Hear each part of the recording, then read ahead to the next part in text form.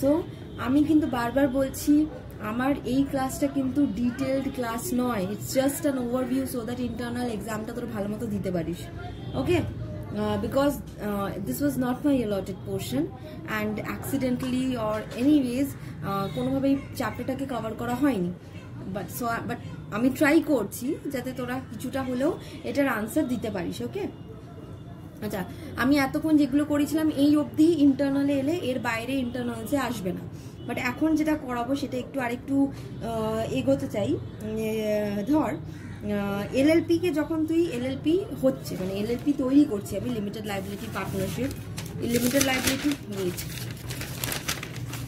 আমি যখন এলএলপি তৈরি করছি, আমার তো কিছু রুলস অ্যান্ড রেগুলেশনস আছে। আমাকে ফর্ম নাম্বার 1-এ আমাকে নাম রেজিস্টার করতে হবে। For name registration I have to apply in form number 1। ওকে, এবারে সাপোজ সেই নামটা তোর 3 মান্থসের জন্য রিজার্ভ থাকবে, আর উইদিন দিস 3 মান্থস তোকে তোর এলএলপিটা ইনকর্পোরেট করে নিতে হবে। মানে ফর্ম নাম্বার 1-এ তুই একটা নাম দিলি এএলএলপি, আর হ্যাঁ, এই এলএলপি যাই নাম দিস না কেন তারপরে লিমিটেড লাইবিলিটি পার্টনারশিপ থাকবে। সাপোজ দিলি সন্তোষ লিমিটেড লাইবিলিটি পার্টনারশিপ, এলএলপিটা থাকবেই। তাহলে সাপোজ ধর এই নামটাকে তুই ফর্ম নাম্বার 1-এ গিয়ে রিজার্ভ করলি, এই নামটা কতদিনের জন্য তোর ভ্যালিড থাকবে? 3 মাস। আফটার 3 মান্থস, মানে উইদিন 3 মান্থস তোকে তোর এলএলপিটা ইনকর্পোরেট করে ফেলতে হবে। যদি না করতে পারিস এই নামটা কিন্তু ল্যাপস হয়ে যাবে, তোকে তারপর আবার ফর্ম 1 অ্যাপ্লাই করতে হবে। এবার হতে পারে যে সন্তোষ অলরেডি অন্য কারোর নাম আছে এলএলপি, তোর নামটা ক্যান্সেল হয়ে গেল, তখন তোকে আবার ফর্ম 1-এ অন্য কোনো নাম অ্যাপ্লাই করতে হবে, আর সেই সময় তোকে 200 টাকা দিতে হবে, ₹200 ফিস দিতে হবে সেকেন্ড টাইমে। ক্লিয়ার? আর কি আমাকে কাকে ডকুমেন্ট সাবমিট করতে হবে ইনকর্পোরেশনের জন্য? রেজিস্ট্রার অফ এলএলপি কে আমাকে কিছু ডকুমেন্টস দিতে হবে। কি ডকুমেন্টস হতে পারে? নেম, ফার্স্ট হচ্ছে অবজেক্টিভ, আমার এলএলপি কেন খুলছি তার অবজেক্টিভ কি, রেজিস্ট্রার অফ এলএলপি কে জমা দিতে হবে। তারপর নাম্বার 2, আমার রেজিস্টার্ড অফিস যেখানে থাকবে, এলএলপির তো একটা নিজস্ব রেজিস্টার্ড অফিস থাকবে, সেই অফিসের অ্যাড্রেস, পার্টনারের নেম অ্যান্ড অ্যাড্রেস, আর name and address of designated partner. আচ্ছা, এখানে তাহলে আমি এতক্ষণ যা বারবার শুনছি পার্টনার, ডেজিগনেটেড পার্টনার, তাহলে তার মধ্যে আমি বুঝতে পারছি ইম্পর্টেন্স কার বেশি ডেজিগনেটেড পার্টনার, কারণ লাইবিলিটি সবকিছু কার উপরে পড়বে? ডেজিগনেটেড পার্টনারের উপরে। Any liability will be beared by hmm? Designated partner. তাই ডেজিগনেটেড পার্টনারের জন্য এত কিছু প্রভিশনস, নর্মাল পার্টনারের জন্য কিন্তু সেটা নয়, ডেজিগনেটেড পার্টনারের জন্য এত কিছু প্রভিশন। ক্লিয়ার? ওকে, তাহলে হয়ে গেল। এই হচ্ছে, তাহলে আমাকে কি জমা দিতে হচ্ছে এলএলপি খুলতে গেলে? ফার্স্টে নাম রিজার্ভ করতে হবে। ফর্ম 1-এ এই নামটা ভ্যালিড 3 মাস থাকে, এই 3 মাসের মধ্যে তোমাকে এলএলপিটা খুলে ফেলতে হবে, নাহলে নামটা ল্যাপস হয়ে যাবে, দ্য নেম উইল গেট ল্যাপসড। তখন আবার দেন again you have to apply in form 1 again. It may so happen that the name you have applied in form 1 is already available. Then what they will do, you have to again apply in form 1 along with a fee of what? ₹200. Okay, so now what are the things we have to submit to the registrar of LLP? Objective, কেন আমি LLP খুলছি? Registered officer address, আমার name and address of the partner and name and address of the designated partner. So registrar of LLP verify করবে all this. After verification, if he finds that everything is okay, then within 14 days of submission of all these documents, within 14 days of receiving all the documents, how many days? 14 days of receiving all the documents, registrar will issue certificate of incorporation. Registrar will issue certificate of incorporation. 14 days A registrar will issue what? Certificate of incorporation.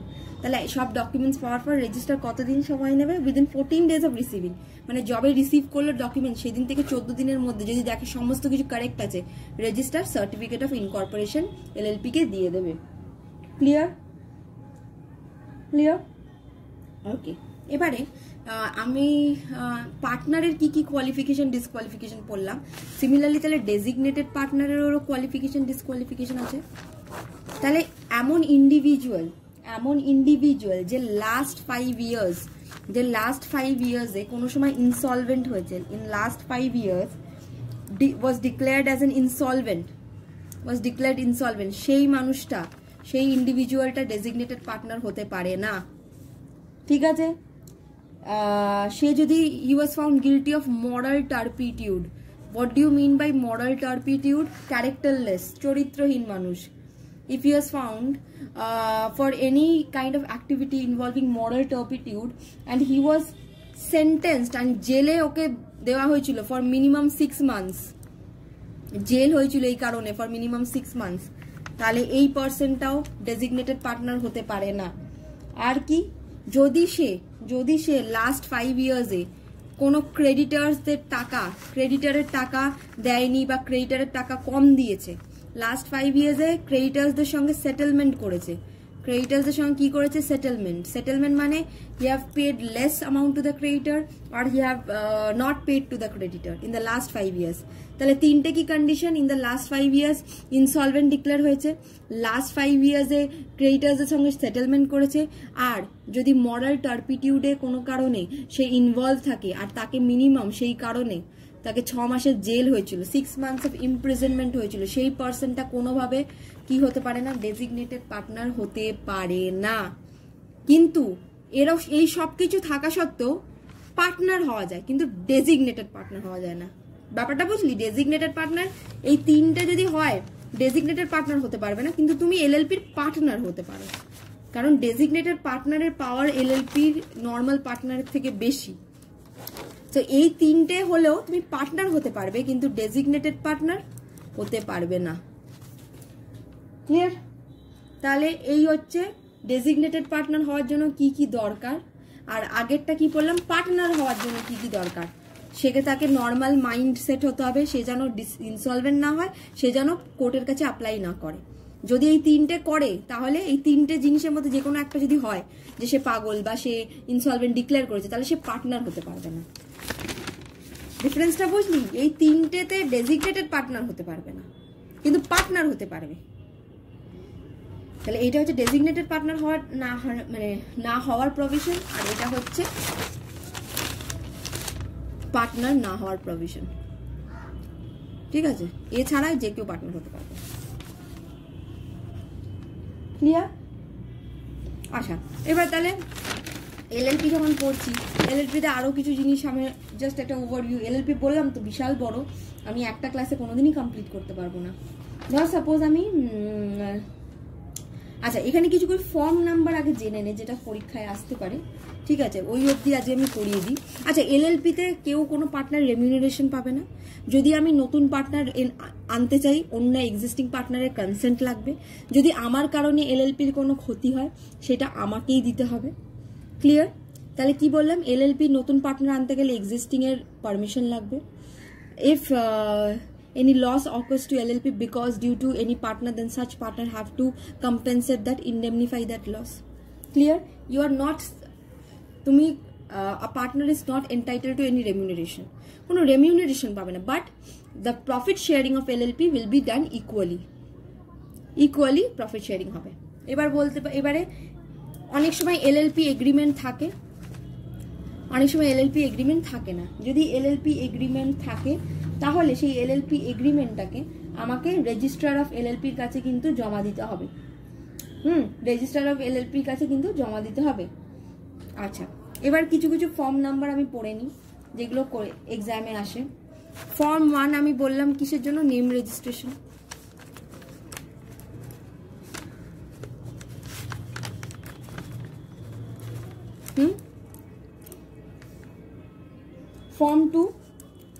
Form 2 তে আমি কি করি, যখন ইনকর্পোরেশনের যেসব documents, এই যে ডকুমেন্টসগুলো যেগুলো বললাম, এগুলোকে জমা দিই হচ্ছে আমি ফর্ম 2 তে, ইনকর্পোরেশন ডকুমেন্টগুলো।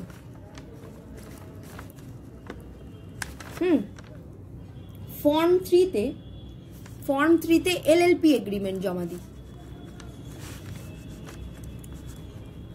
সাবমিট করি কি এলএলপি এগ্রিমেন্ট। ফর্ম 4 এ আমি পার্টনার বা ডেজিগনেটেড পার্টনার অ্যাপয়েন্ট করি।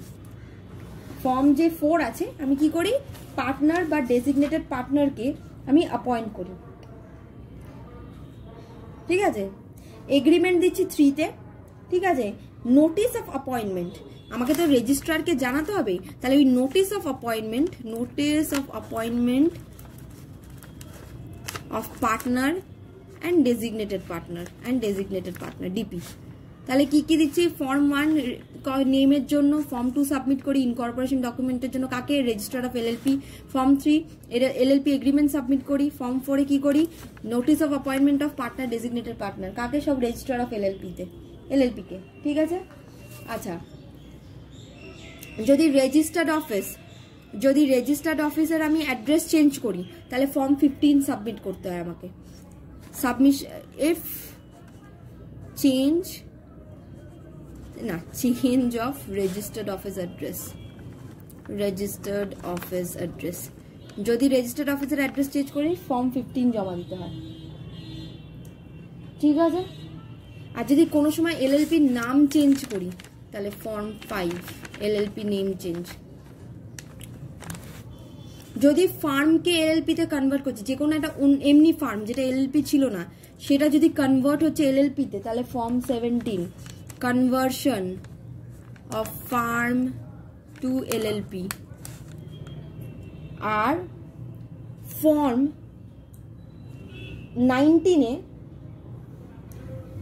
19-এ সার্টিফিকেট অফ ইনকর্পোরেশন দেওয়া হয়, new certificate of incorporation.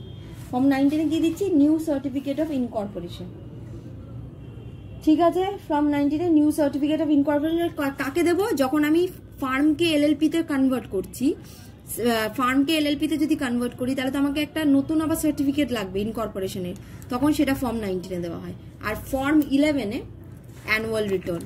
Form 19 হচ্ছে নিউ সার্টিফিকেট অফ ইনকর্পোরেশন, যদি ফার্মকে এলএলপিতে কনভার্ট করছি নিউ সার্টিফিকেট অফ ইনকর্পোরেশন, আর ফর্ম 11-এ অ্যানুয়াল রিটার্ন জমা দেওয়া হয়। আবার আমি বলছি এগুলোই ইম্পর্টেন্ট, আর আমি যেটা পড়ালাম সেটা কিন্তু জাস্ট অ্যান ওভারভিউ। এই চ্যাপ্টারটা কমপ্লিট করতে অ্যাটলিস্ট 5 to 6 to 7 ডেজ তো লাগেই। আমি একদিনে জাস্ট একটা ওভারভিউ দিচ্ছি just for the internal purpose, ঠিক আছে। This is not my allotted portion. আর হ্যাঁ ম্যাম, তাহলে আপনি আপনার অ্যালটেড পোর্শন কবে কমপ্লিট করবেন? তো ওদের ওই স্পেসিফিক কন্ট্রাক্ট পোর্শনটা নেক্সট 2টো ক্লাসেই কমপ্লিট হয়ে যাবে, ঠিক আছে। সো চিন্তা নেই। আর কোয়েশ্চেন পেপার খুব ইজি। যদি বলি আমি ডেজিগনেটেড পার্টনার, যদি বলি যে একটা এলএলপিতে অ্যাটলিস্ট 2 ড্যাশ পার্টনার হওয়া দরকার, অপশন দিলাম তোকে এক্সিকিউটিভ, ডেজিগনেটেড, অপারেশনাল, ফাংশনাল, তোর আনসার কি হবে? Designated partner. তো ওকে কোয়েশ্চেন করলাম যে সেল অফ গুডস অ্যাক্ট কবে এসছে, অ্যাক্টটা কবে এনফোর্স হয়েছে? It is on 1st July 1930। তোকে কোয়েশ্চেন করলাম যে নেগোশিয়েবল ইনস্ট্রুমেন্ট অ্যাক্ট কবে এসছে? ভালো করে দেখবি, ওটা হচ্ছে 1st March 1882, নট 1881। বইটা দেখবি অ্যাক্ট কেম ইনটু ফোর্স, কবে কেম ইনটু ফোর্স হয়েছে? 1st March 1882। যদি আমি বলি, যদি আমি এরম বলতে পারি যে বলতো কনসিডারেশন মানে কি বা কুইট প্রো কিউর মানে কি, দুটোর মানেই এক, সামথিং ইন রিটার্ন পড়িয়েছিলাম। ধর আমি বললাম একটা কেস স্টাডি দিয়ে যে বি সি কে 2 লাখ টাকা দেবে যদি সি আকাশ থেকে তারা নিয়ে আসে বা কোনো প্রেশিয়াস স্টোন নিয়ে আসে জুপিটার থেকে গিয়ে, বা কোনো ডেড পারসনকে বাঁচিয়ে দিচ্ছে। এই সমস্ত কন্ট্রাক্ট কি ভ্যালিড, ভয়েড না আনএনফোর্সেবল, না কি কন্ট্রাক্ট? Obviously void, correct. একজন বেলমেন্টের ক্ষেত্রে ধর আমি বলেছিলাম না বেলার আর বেলি কাকে বলে, সেটা পড়ে রাখবি, ঠিক আছে। যে ডেলিভার করছে গুডস তাকে কি বলি? বেলার। যাকে ডেলিভার হচ্ছে সে হচ্ছে কি? বেলি, কারেক্ট। আচ্ছা, গ্যারেন্টি মনে আছে? গ্যারেন্টি কন্ট্রাক্ট, গ্যারেন্টি কন্ট্রাক্ট তোরা এখনো করিসনি, করবি এই স্পেসিফিক কন্ট্রাক্টে, হয়তো করিসনি। স্পেসিফিক কন্ট্রাক্টে গ্যারেন্টি কন্ট্রাক্ট আছে, সেই গ্যারেন্টি কন্ট্রাক্টে এমন আছে গ্যারেন্টি দেওয়া হয় ফর অনেস্টি পারপাস। তাকে কি বলা হয়? যখন অনেস্টির জন্য আমি কাউকে গ্যারেন্টি দিচ্ছি তাকে বলা হয় ফিডেলিটি গ্যারেন্টি। এই তো কোয়েশ্চেন আসতে পারে, এর বেশি তো কিছু আসবে না, কারেক্ট। তাহলে মিনিমাম কটা? ডেজিগনেটেড পার্টনার 2টো। সেইটা ইজ জাস্ট অ্যান ওভারভিউ। আর এই দেখে নে ফর্ম নাম্বারগুলো। ফর্ম 1 আমার মনে হয় যেটুকুনি পড়ালাম সেটুকুনি তাদের ফাইনালেও হেল্প করে দেবে অনেকটাই, ঠিক আছে। ডিটেলসে পড়াতে পারিনি, আমি বারবার বলছি এটা ডিটেলে নয়, ঠিক আছে, এটা ডিটেলে নয়, এটা আমার অ্যালোটেড পোর্শন ছিল না।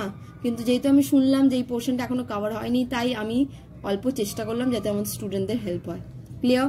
Form number 1 name registration, form 2 incorporation, 3 LLP agreement submission, 4 notice of appointment of partner designated, 15 হচ্ছে change in the address of registered office, 5 name change, 17 যদি কোনো ফার্ম LLP তে কনভার্ট হচ্ছে তাহলে নতুন সার্টিফিকেট অফ ইনকর্পোরেশন তখন কিসে পাবে, কোন নাম্বার ফর্মে, ফর্ম 19 এ, আর 11 হচ্ছে অ্যানুয়াল রিটার্ন সাবমিশন।